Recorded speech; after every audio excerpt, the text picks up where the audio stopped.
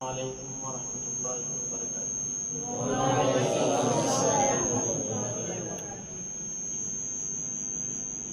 ماشاء اللہ۔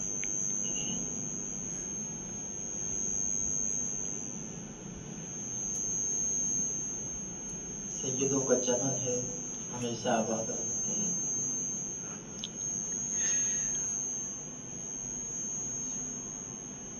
جو کیا نصیحت کریں گے ہم اور اس کا کیا اثر ہوگا، لیکن قاری صاحب کا حکم ہے اور حضرت قاری صاحب صرف آپ کے اس ادارے کے سربراہ ہی نہیں، محتمم ہی نہیں، بلکہ میرے بھی استاد ہیں۔ حضرت قاری صاحب سے تعلق جب ہم جامعہ امدادیہ کا نام سنا ہے آپ؟ جامعہ اسلامی امدادیہ پڑھا کرتے تھے تو قرآن پاک کی ریویژن کا، دہرائی کا ارادہ کیا۔ مفتی صاحب سے مشورہ ہوا تو انہوں نے پھر حضرت قاری صاحب کا مشورہ دیا کہ قاری صاحب سے آپ ریویژن کریں۔ ادھر سے پھر ہمارے استاد شاگرد کا تعلق بنا اور ایسا تعلق بنا کہ جب میں عالم بنا امدادیہ سے پھر حفظ کی کلاس وہاں بھی ملی، قاری صاحب کے ساتھ بیٹھ کے پڑھانا شروع کیے ان کی نگرانی میں۔ تعلق الحمدللہ اس وقت جب بنا تو اب تک چل رہا ہے، اور حضرت قاری صاحب کی شفقت ایک بڑے بھائی جیسی، بچے جیسی، جیسے اپنے بچوں سے انسان پیار کرتا ہے، شفقت کرتا ہے ان پر، تو قاری صاحب کی سرپرستی ایسے ہی رہی میرے اوپر۔ اور الحمدللہ پڑھانے میں بھی ہم اللہ کے فضل سے کسی سے پیچھے نہیں تھے، اور وہ ساری نگرانی قاری صاحب کی تھی۔ قاری صاحب نے پڑھانا بھی سکھایا، پھر ادارے میں چلنا کیسے وہ بھی قاری صاحب نے سکھایا۔ تو جس زندگی کے جس شعبے کو جس رگ پر ہاتھ رکھتے ہیں تو قاری صاحب کے لیے دعائیں نکلتی ہیں کہ اللہ تعالیٰ ان کا سایہ ہمارے سروں پر دیر سلامت رکھے اور ان کی زندگی میں، ان کے کام میں، ان کے نام میں برکتیں عطا فرمائے۔ بچوں، آپ کو نصیحت تو بڑے کرتے ہیں، لیکن اب قاری صاحب نے حکم دے دیا ہے تو انہی کی کچھ باتیں آپ سے عرض کر دیتا ہوں۔ زیادہ لمبی بات نہیں کرتا، صرف ایک مثال آپ کو دوں گا۔ اچھا بچوں، میرے ساتھ رہنا ہے، ٹھیک ہے؟ ہاں جی، جو بچہ میری طرف نہیں دیکھے گا نا، میں اس سے پوچھوں گا کہ میں نے کیا بات کی، اور جب میں بات مکمل کروں گا تو پھر آپ سے پوچھوں گا بھی، تو آپ کو اس وقت پتہ چلے گا جب آپ مکمل میری طرف توجہ رکھیں۔ تو توجہ آپ نے نیچے رکھنی ہے یا میری طرف دیکھنا ہے؟ جی، یہ تقریر نہیں ہے، یہ آپس کی باتیں ہیں، ٹھیک ہے؟ میں بات کروں گا، آپ نے سمجھنی ہے، اور سمجھ کے آپ نے رسپونڈ بھی کرنا ہے مجھے، پھر میں پوچھوں گا آپ سے میں نے کیا کہا، ٹھیک ہے؟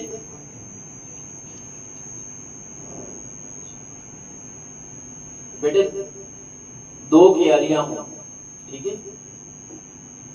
ایک کانٹوں کی ہو، ایک میں کانٹے لگے ہوں، ٹھیک ہے؟ جھاڑ ہو، اس میں گندگی پڑی ہو، گندگی کا ڈھیر ہو، اور ایک چھوٹا سا ساتھ گارڈن بنا ہو، اس میں گلاب کے پھول ہوں، چنبیلی کے پھول ہوں،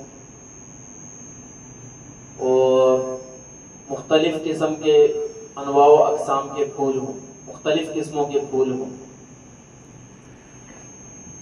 تو آپ نے یہ بتانا ہے مجھے ابھی کہ خوشبو اب دو پلاٹ ہیں، ٹھیک ہے، ایک پلاٹ میں گندگی پڑی ہے، ٹھیک ہے، کانٹے پڑے ہیں، جھاڑیاں پڑی ہیں، کوڑا کرکٹ پڑا ہے، ٹھیک ہے، بدبو بھی اٹھ رہی ہے وہاں سے،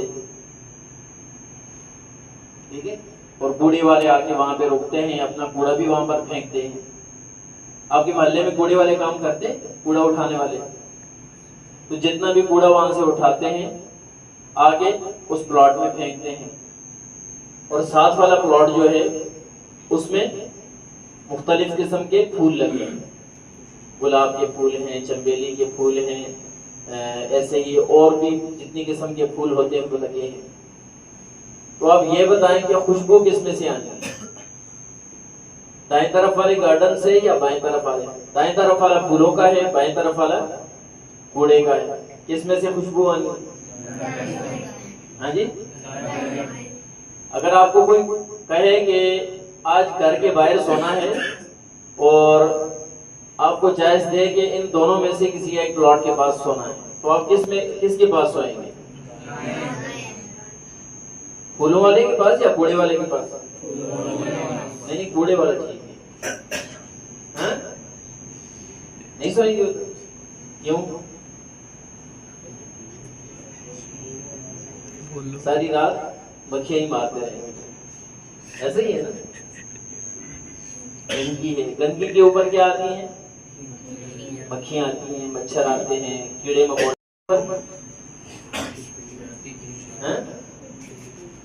پھولوں کے اوپر تتلیاں آتی ہیں،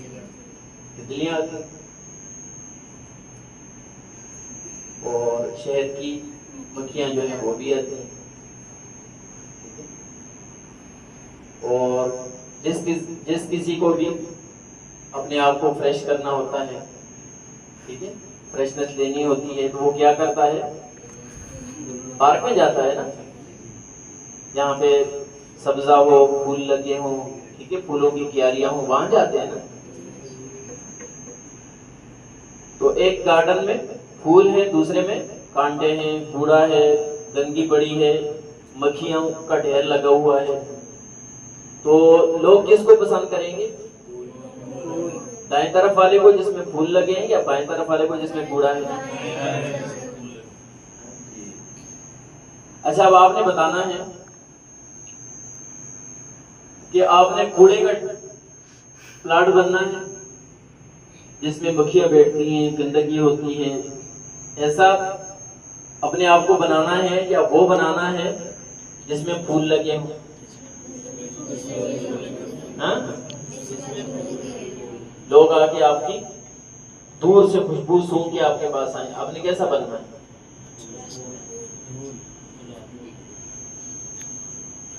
پھولوں والا گارڈن بننا ہے نا، ایسے۔ اب دیکھیں، بڑے لوگ جو ہوتے ہیں نا، بڑی عمر کے ہوتے ہیں، تو وہ ایکسپائر ہوتے ہیں، ٹھیک ہے، وہ ایکسپائر ہو چکے ہوتے ہیں، کھنڈر ہوتے ہیں۔ اب ان میں چیزیں مکس ہوتی ہیں، کوئی خوبی بھی ہوتی ہے اور خامیاں بھی ہوتی ہیں، ٹھیک ہے، لیکن آپ لوگ فریش ہیں، ٹھیک ہے، آپ بالکل فریش ہیں۔ وہ ایک مثال دیا کرتے ہیں کہ ایک بزرگ تھے پرانے زمانے میں، جو مسجد میں پڑھاتے تھے نا ناظرہ قرآن، تو ان کے پاس ایک بچہ آیا، وہ بالکل فریش تھا، اس نے کچھ بھی نہیں پڑھا ہوا تھا، تو اس سے انہوں نے ہدیہ لیا ₹1 اس وقت 12 آنے جس کو کہتے ہیں، ₹1 سے بھی ایک تھرڈ اس کا ہٹا دیں، ₹1 سے بھی 12 آنے اس سے لیے، 16 آنے کا ₹1 بنتا ہے، تو 12 آنے اس سے فیس لی۔ ایک اور بچہ آیا، اس نے تھوڑا سا پڑھا ہوا تھا، ٹھیک ہے، اس سے تھوڑا سا سنا قاری صاحب نے، تو اس کی فیس جو مقرر کی وہ ₹100 مقرر کی۔ تو اب جو پاس بیٹھے تھے انہوں نے پوچھا کہ حضرت، جو بچہ بالکل خالی اس ذہن تھا، اس کے ذہن میں کچھ بھی نہیں تھا، ابھی اس کو آپ نے اسٹارٹ کرنا تھا، اس کی فیس تو آپ نے تھوڑی رکھی، لیکن جو بچہ پڑھ کے آیا تھا، محنت کر کے آیا ہوا تھا، اس کی فیس آپ نے زیادہ رکھی۔ تو وہ ملا جی جو تھے، قاری صاحب جو تھے، انہوں نے کیا فرمایا کہ بھائی یہ بچہ جس نے کچھ بھی نہیں پڑھا ہوا نا، اس کو میں نے یہاں سے لے کے آگے چل پڑنا ہے،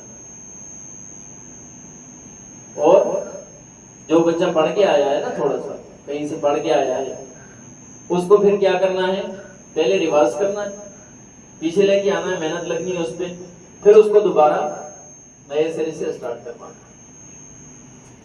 تو اس پہ محنت زیادہ لگے۔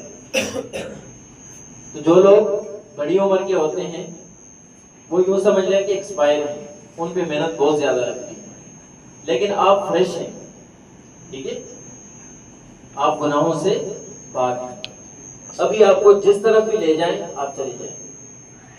اگر آپ کو اپنے آپ نے خود ہی کرنا ہے، کوئی تو آپ کو کر نہیں سکتا، زبردستی والا کام تو ہے نہیں تربیت۔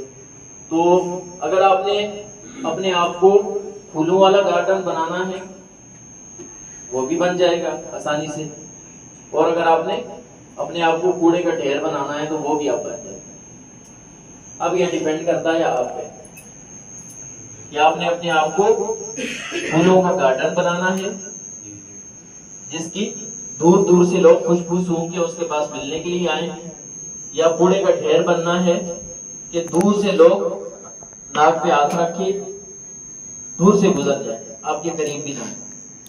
تو یہ ڈیپینڈ آپ پہ کرتا ہے آپ نے کیا بننا ہے۔ اگر آپ نے پھولوں کا گارڈن بننا ہے تو اپنے اندر صفات پیدا کریں، ٹھیک ہے، جس طرح گارڈن میں ہوتے ہیں نا مختلف قسم کے پھول لگے ہوتے ہیں، تو آپ نے کیا کرنا ہے، اپنے اندر صفات لگانا شروع کریں، جھوٹ چھوڑ دیں، سچ بولنا شروع کریں، سچ کا پھول اپنے اندر لگا لیں۔ ایسے ہی والدین کی خدمت کا پھول اپنے اندر لگائیں،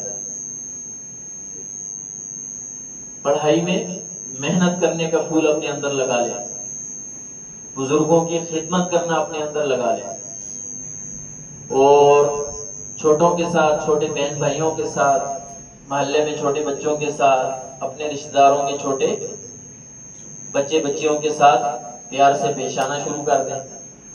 یہ صفت اپنے اندر ڈال لیں، یہ پھول اپنے اندر لگا لیں۔ تو اس طرح ایک ایک کرتے کرتے اچھی صفتیں جو ہیں آپ کے اندر آتی جائیں گی اور آپ ایک باغ بن جائیں گے، ٹھیک ہے، ایک گارڈن بن جائیں گے پھولوں کا۔ پھر اس کا فائدہ کیا ہوگا کہ آپ کے رشتہ داروں میں کوئی بھی اپنے بچے کو جب اچھی مثال دے گا نا تو وہ کیا کہے گا، کیا نام بیٹا آپ کا؟ جی محمد حسن۔